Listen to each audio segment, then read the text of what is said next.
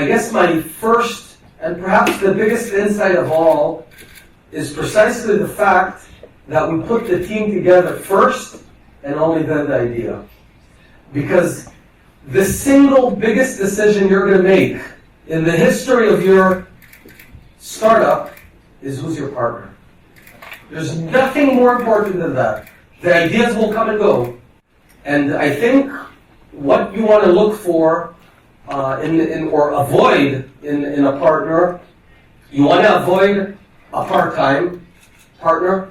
There's no part-time startups, okay? A startup is about 26 hours a day, and you can't go and do your day job and then sort of dance in for a few hours at night. No startup will go through that, because a startup is like a journey up a mountain that, imagine going up the Himalayas to the Everest. Each time you go up, you think that's the peak, you reach it and you see it was only a local peak, and then there's another one.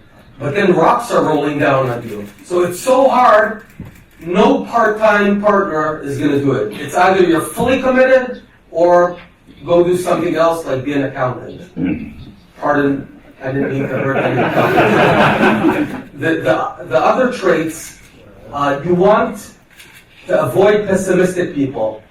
You have to have optimistic people, because life is so bad during the beginning of a startup that you have to have people who are optimistic, and when they see a problem, can see the solution. And when they see a problem, they realize that this problem is also afflicting our potential competitors. So it's not a problem, it's an upside. It's a barrier for the bad guys, right? You also want to avoid greedy people.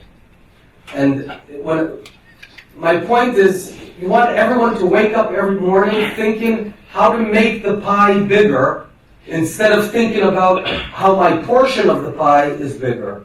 Who cares about the portion of the pie? You want the pie bigger. And you need smart partners. You gotta be smart, period. There's no way around that.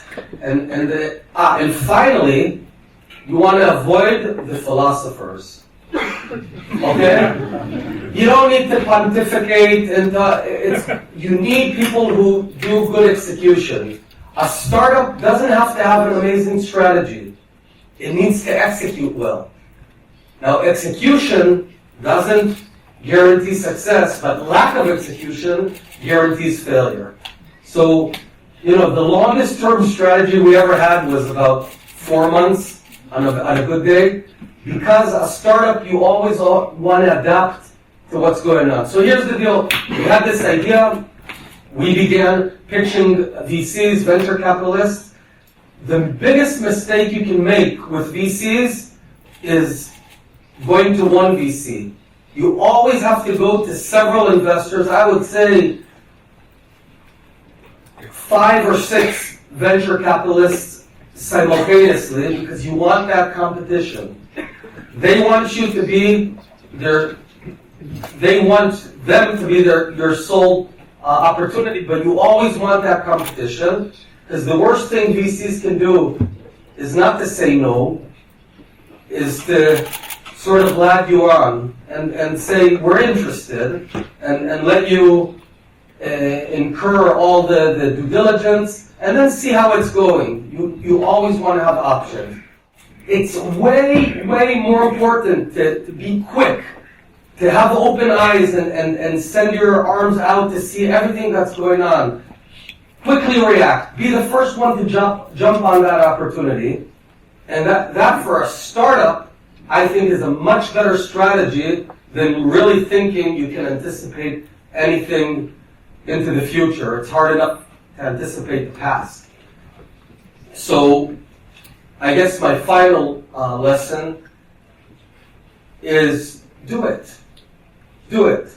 I think the experience of being in a startup environment is fun, it's exhilarating, it's horrible, it's miserable. But what's life? You don't want your life to be just this calm line. Life is about ups and downs. It makes life interesting. You never remember the day you went home and watched TV.